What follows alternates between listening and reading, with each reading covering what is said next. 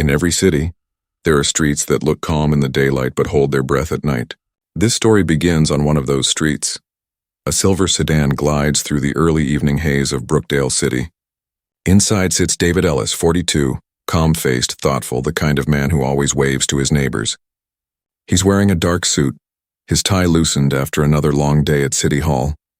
To anyone watching, he looks like a man on his way home from work.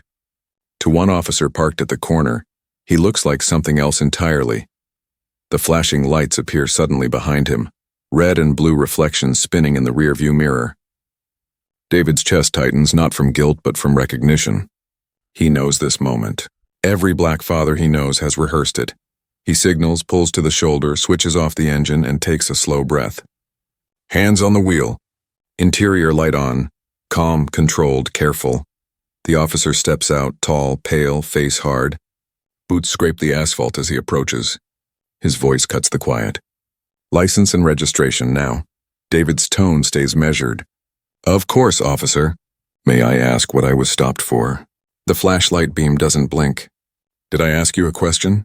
No, sir. Then don't talk. License, registration now. David's right hand moves slowly toward the glove box. I'm reaching for my registration, he says clearly, hoping the recording app in his pocket picks up every word. The officer leans closer, the light blinding. What are you doing in this neighborhood? I live here, David answers.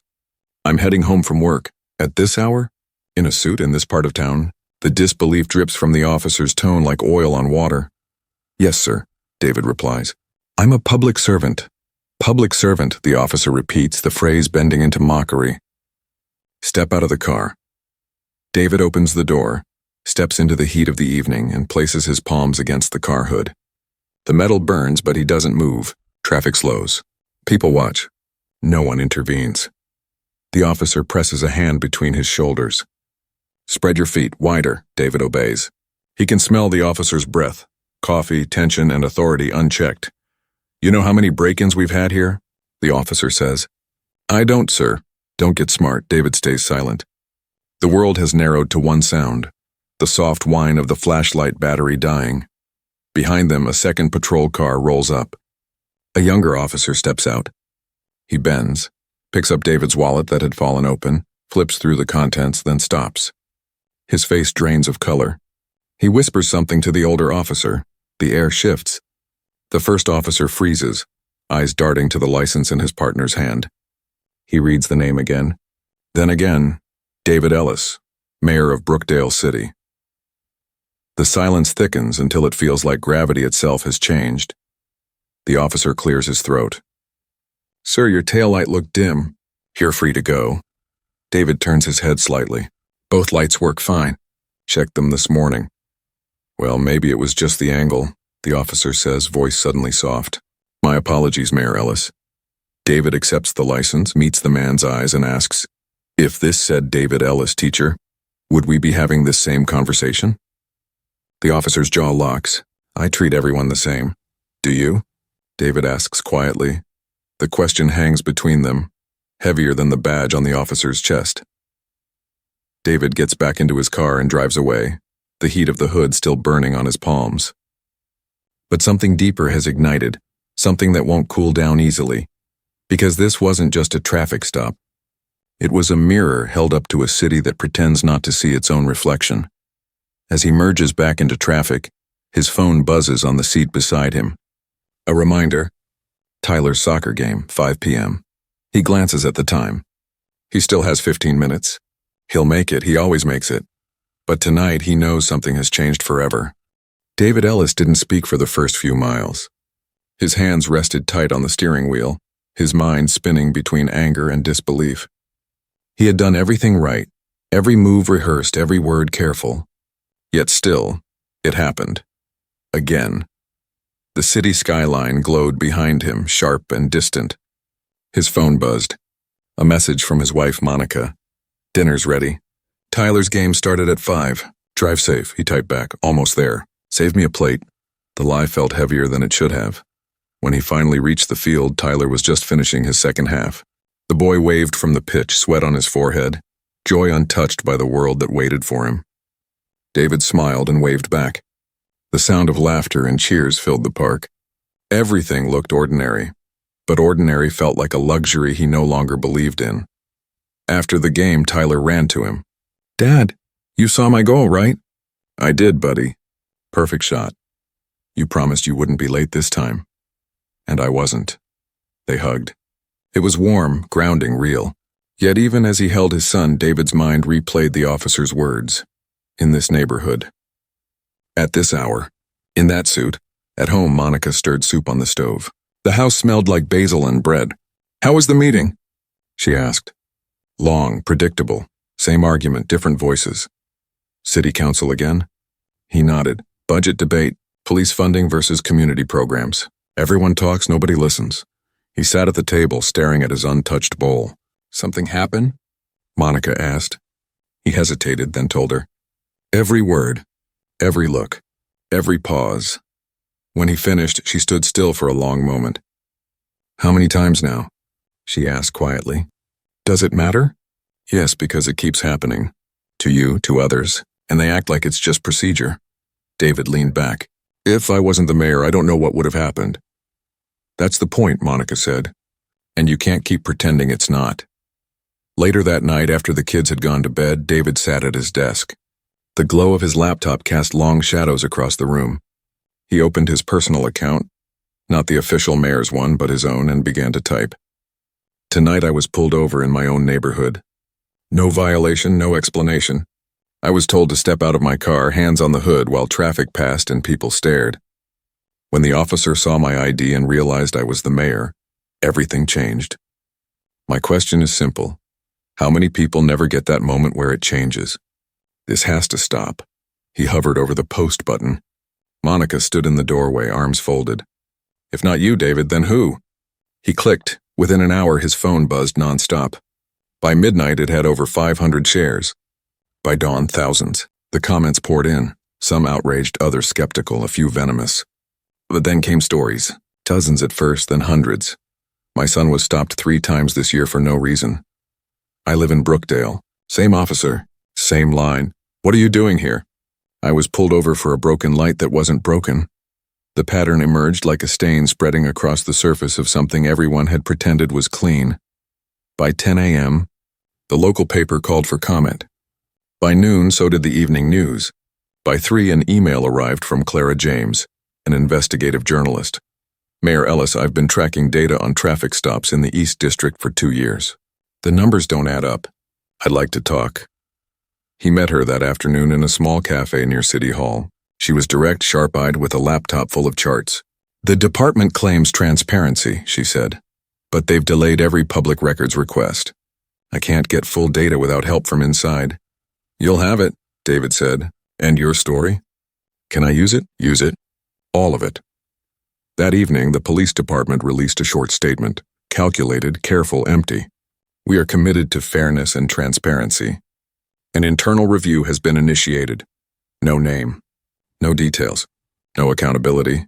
David read it twice, then pulled up his city-issued email. He requested dispatch logs from the time of his stop. By law, they were public record. At 5:30, an envelope arrived. 3 printed pages. He flipped to the timestamp, Unit 214. Officer R. Carter. Routine check, no violation. No call, no reason. Just a routine check. He snapped a photo and posted it with a single line. "This is what routine looks like for some of us." That post hit harder than the first. The next morning, his name was everywhere. Some called him brave. Some called him reckless. The truth was he was tired. Tired of silence, tired of pretending that calm was the same thing as peace. His phone rang nonstop for 2 days.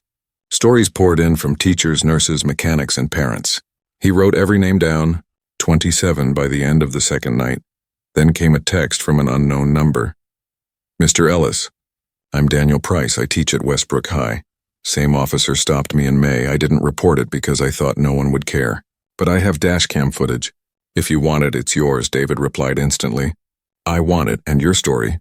The answer came back seconds later. "You've got both. Someone has to start listening." The list grew longer. 30 names. 40. Each one a quiet echo of the same fear. And somewhere between those calls, between the anger and the exhaustion, David realized something. This wasn't one officer.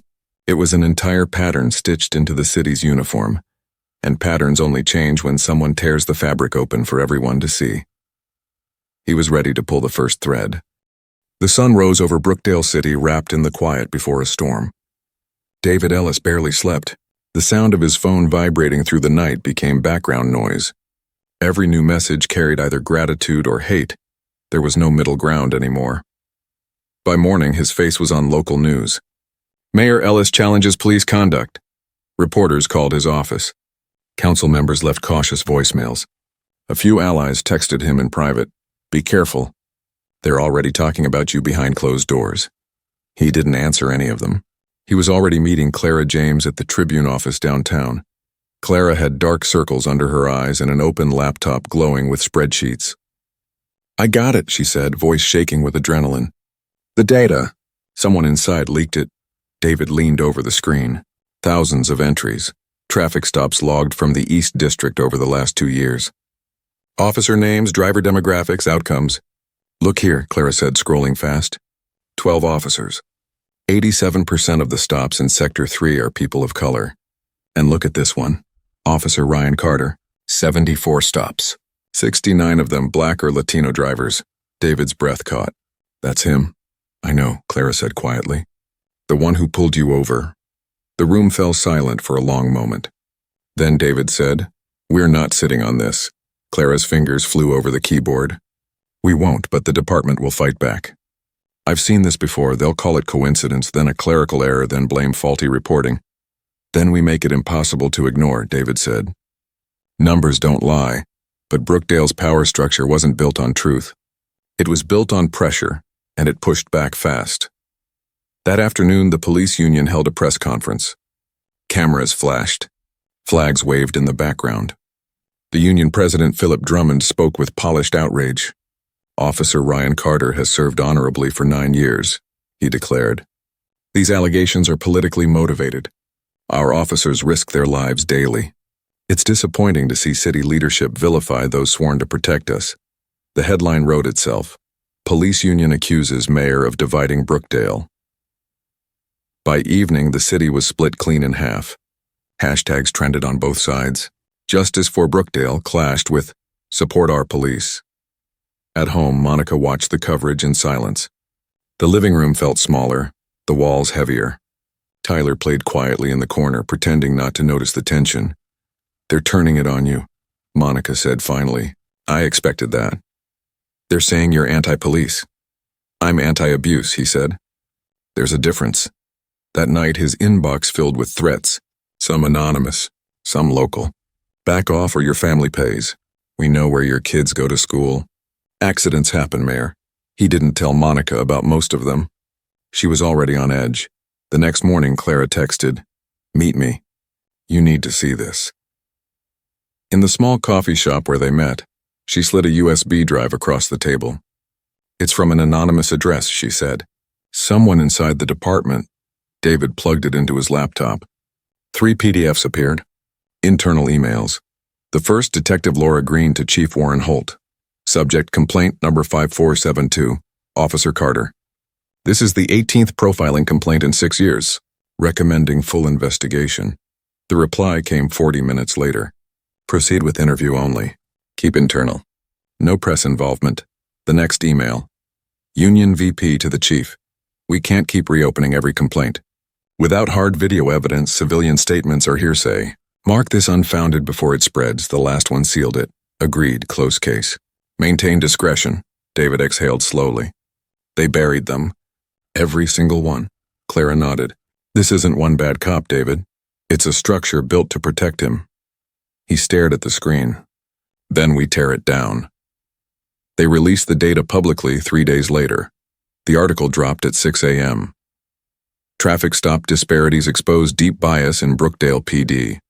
It included the leaked emails, anonymized testimonies, and charts so sharp they hurt to look at. By 9 a.m., the phones in City Hall were ringing nonstop. By noon, the governor's office called. By evening, the state attorney general issued a statement. We will be reviewing allegations of systematic misconduct within the Brookdale Police Department. But with light came shadow. That same night, Someone slashed the tires on David's car. Monica's work email was flooded with fake spam and veiled threats. Neighbors whispered when she passed on the street. Tyler's school called. He'd gotten into a fight after another kid said his dad hated cops. David sat awake at his desk long after midnight. His computer screen glowed, reflecting the wear on his face. He opened a draft statement. Upon reflection, I regret the tone of my recent comments. I trust our police to conduct a fair investigation. He read it twice. His cursor blinked. One click could make the storm quiet again. Then an email came through. Subject line simple, thank you. My son is 17. He got pulled over 6 times last year. No tickets, just routine checks. I was scared every time he left home. Please don't stop. We need someone who won't. He deleted his draft. At 1:12 a.m., he opened a new document. The title read, For Every Routine Check That Wasn't Routine, and he started writing the truth. The next days would pull Brookdale apart. Lines would be drawn, alliances tested, reputations destroyed. But for the first time, silence wasn't winning, and David Ellis wasn't backing down. The city felt different now, charged, restless, waiting for something to happen. David could feel it in every glance at the grocery store, every conversation that stopped when he walked by. Some people smiled at him, whispered thanks under their breath. Others stared with tight lips, the kind that mean, you should have stayed quiet. Brookdale was cracking. And from the cracks, voices were pouring out. The first town hall was supposed to be small, 50 chairs set up in the community center. By the time David arrived, the parking lot was full. Cars lined both sides of the street, families standing outside because there was no room left inside. More than 200 people had shown up. The air inside buzzed with quiet anger, the kind that comes from years of being dismissed. Reverend Lionel Hughes opened the meeting with a prayer that sounded more like a demand. We have waited long enough for fairness, he said. If the system will not listen to whispers, then it will hear us shout. People began sharing their stories. One by one, they stood and spoke. I'm a teacher. Stopped 4 times last year on my way home from work. Same question every time, where are you going? I'm a nurse. I drive the same route every day. But when my husband is with me, we get pulled over. My son's been stopped 3 times this month. He's 16. The stories blended into a rhythm, a pattern impossible to ignore. Every voice carried pain, but also courage. When the Reverend finally turned to David, the room fell silent. He hadn't planned to speak, but looking at the faces in front of him, angry, hopeful, tired, he knew he had to. I came here tonight as your mayor, he said, his voice steady. But I'm leaving as your neighbor. What happened to me wasn't an exception. It was a glimpse of what too many go through every day. This city can't pretend anymore. We either face the truth or we live in a lie. The crowd erupted. Applause echoed through the hall, hands clapping, people standing, tears glinting under the fluorescent lights. By midnight, someone had uploaded the meeting to social media. It spread faster than anything the city had ever seen. By morning, news vans lined the street outside City Hall. Clara called at dawn. You started something you can't stop now, she said. Good, David answered. That afternoon, attorney Russell Payne reached out. Mr. Ellis, I work with the Civil Rights Accountability Center. We've seen the footage Clara published. I'd like to help. 2 days later, Russell filed public records requests for all body camera footage tied to traffic stops listed in the leaked emails. The department stalled, claiming ongoing investigations. He went straight to a judge. 48 hours later, a court order forced the release. 3 videos arrived. The first showed a teacher, Daniel Price, the one who'd texted David, standing beside his car, calm, polite. The same officer Carter circled him like a predator. You people always have somewhere to be, Carter said on camera. What's your rush? The second video was worse. An elderly woman, trembling hands, pulled over 2 blocks from her house. Her grandson crying softly in the back seat while Carter's voice dripped with arrogance. Your turn signal looks dim, he said. It was the middle of the afternoon. Sunlight flooded the car. The third video hit like a hammer. A mechanic in a company van, uniform visible, name tag clear. Carter searched the vehicle for 20 minutes. Found nothing. Then said, You people think having a job changes who you are. David's throat tightened. The same tone, the same words, the same method. Russell hit pause. He wasn't improvising. He was following a pattern. David whispered, "How many times has this man done this?" 19 official complaints, Russell said. All closed as unfounded. But now we have proof they didn't wait. That night, Russell released all 3 videos to the public with David's permission. The reaction was explosive. By morning, national outlets were covering it. By evening, the state attorney general announced a formal investigation into the Brookdale Police Department. The city council called an emergency session. The police union called a press conference accusing David of endangering law enforcement officers.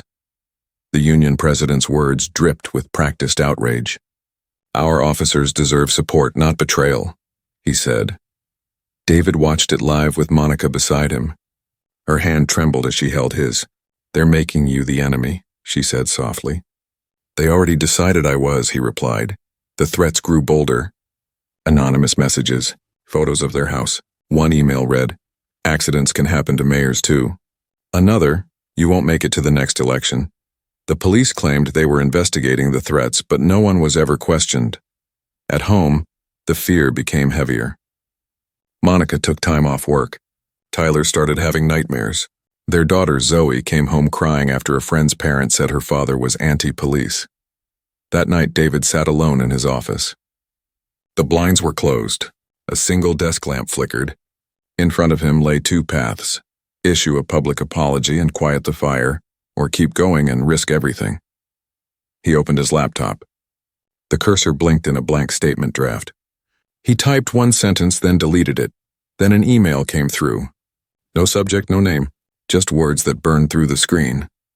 "My brother was stopped by that same officer last year. He didn't make it home. Please don't stop." David closed his eyes. That was all the answer he needed. He stood, walked to the window, and looked out over Brookdale's dark skyline. Somewhere below, the city that elected him was fighting over whether he was a hero or a threat, but he knew what he was. He was a man keeping a promise he made years ago, to use whatever power he had to protect those who didn't. The next morning, he announced a public town hall on policing and community safety. No politics, no script, just truth. Within an hour, nearly 300 people RSVP'd. The battle for Brookdale's soul was about to unfold in full view of the world. The Brookdale Community Hall overflowed that Friday night. What was meant to be a small gathering had become something far greater. Rows of chairs filled, aisles crowded, people pressed against the walls, even spilling outside under the yellow glow of streetlights. Reporters lined the back wall, their cameras humming softly.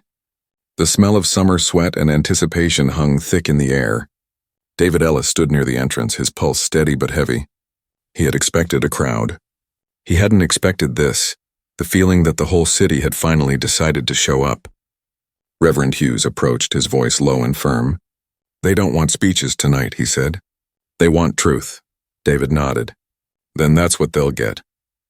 When the meeting began, the Reverend stepped to the microphone first. "We are here because silence no longer keeps us safe," he said. "We are here because one voice spoke, and that gave the rest of us permission to stop whispering."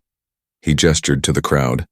"If you've been stopped without cause, if you've been treated like you didn't belong in your own city, stand." At first, only a few rose. Then more, then half the room, then nearly everyone.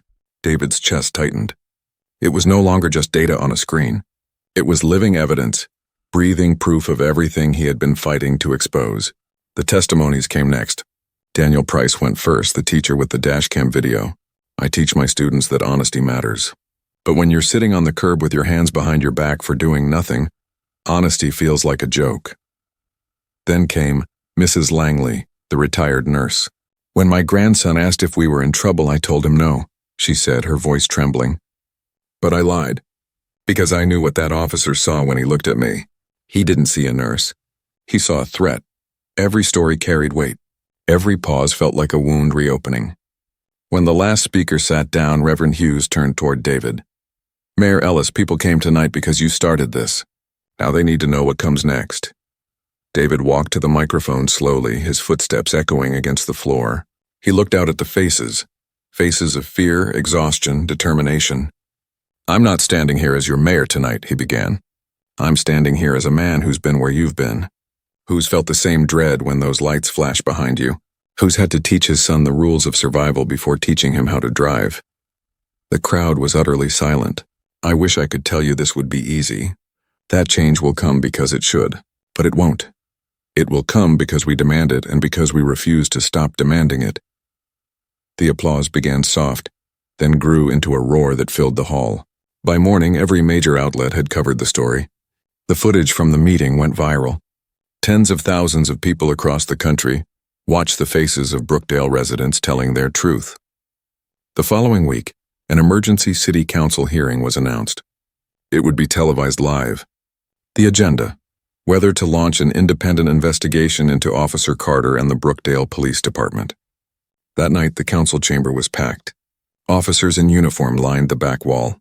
Carter himself sat in the front row, his posture rigid, his expression unreadable. The police union's attorney sat beside him, papers neatly stacked. Clara James presented first. Her voice was clear and unwavering. 864 recorded stops in the East District over the past 2 years, she said.